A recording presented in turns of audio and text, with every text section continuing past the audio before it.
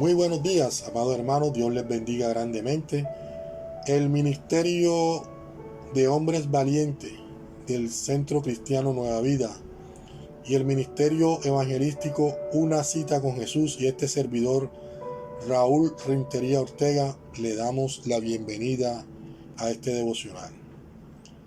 Señor Jesús, perdóname por las veces que he cedido al enojo, a la malicia, a la ira o a la furia,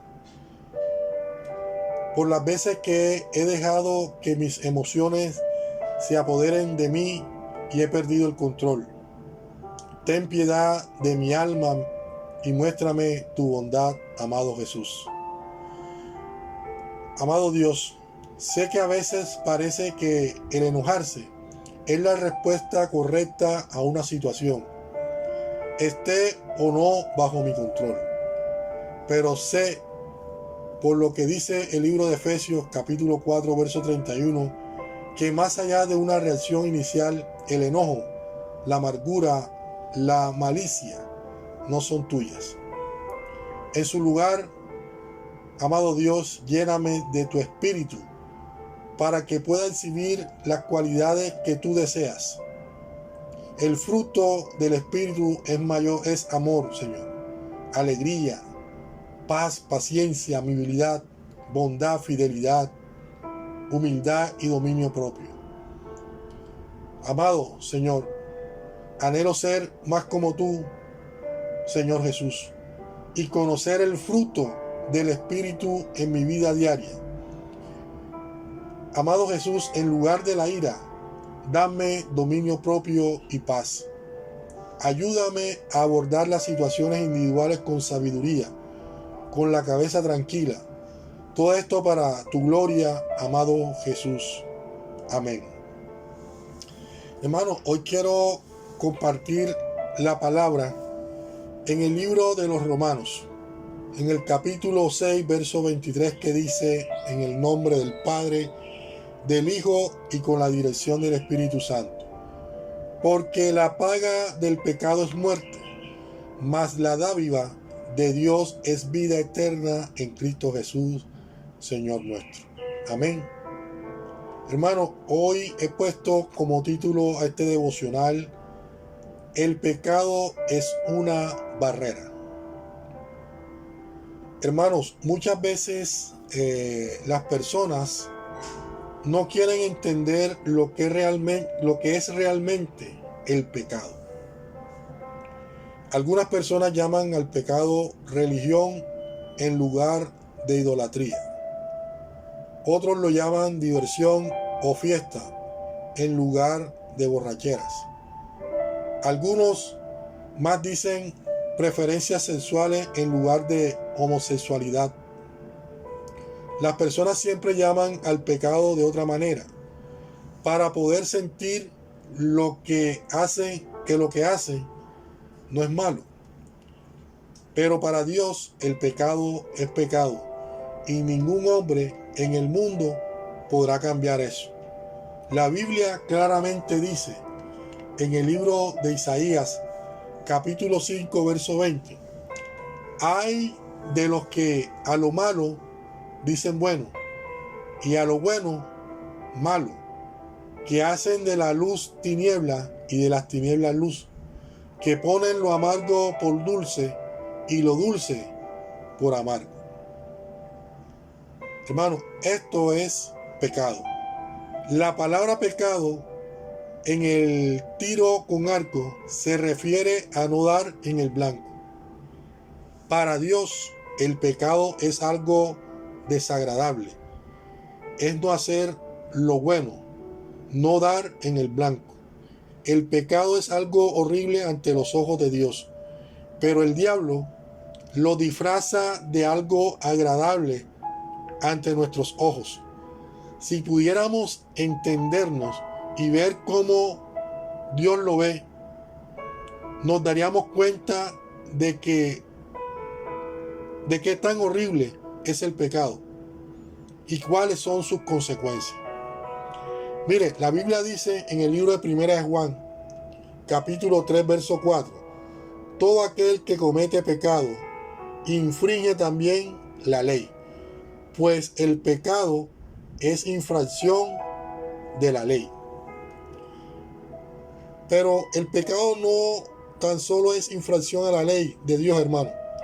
El pecado es vivir de una manera que da la espalda a Dios. Es rechazar y vivir y rechazar sin la voluntad de Dios. Todo lo hacemos, todos pecamos, hermano. Cuando hablamos del pecado, lo primero que las personas dicen ¿es eso algo normal? Todo lo hacen, todos pecamos, y es cierto, todos pecamos. Muchos dicen tengo que disfrutar la vida. El mundo quiere hacerles creer que es normal hacer lo malo. Pero realmente, hermano, es lo que quiere Dios. Si Dios nos dice que no hagamos algo, es porque conoce cuáles son las consecuencias por ese acto. Mire, la gente se burla de los hijos de Dios por no seguir las corrientes de este mundo. Hermano, es mejor andar de forma agradable a Dios que seguir el consejo de los pecadores. Hermano, el pecado trae separación. El pecado trae separación a tu vida. El libro de Proverbios, capítulo 14, verso 12 dice: hay camino que al hombre le parece derecho, pero su fin es camino de muerte. Todo pecado, hermano, sea chico o grande, según los hombres, porque también los clasificamos por tamaño y todo, pero a Dios no lo clasifica de esa manera. Todo pecado, sea chico o grande, la consecuencia es la muerte. Muerte significa separación. Por lo tanto, cuando pecamos, se crea una barrera invisible que produce dicha separación entre Dios y nosotros. Hermanos, Dios no desea esa separación entre Él y el hombre. Dios por eso envió a Cristo, para resolver ese problema del pecado. Hermanos, todo empieza en el corazón. Aunque podemos decir que el pecado entró por Adán y Eva, no podemos culparlo del todo. Nosotros somos responsables de nuestros actos y no podemos decir que pecamos por culpa de otros. Leemos el versículo nuevamente que estudiamos ayer en Santiago 1, capítulo 1, versos 14 al 15, que dice: cada uno es tentado cuando de su propia concupiscencia es atraído y seducido. Entonces la concupiscencia, después que ha concebido, da luz al pecado, y el pecado, siendo consumado, da a luz a la muerte. Hermanos, somos tentados por nuestros propios deseos, no porque otros nos inciten a hacer algo malo. Cuando hacemos caso a esos deseos, se dice que hemos pecado, y el pecado, como ya lo vimos, produce separación.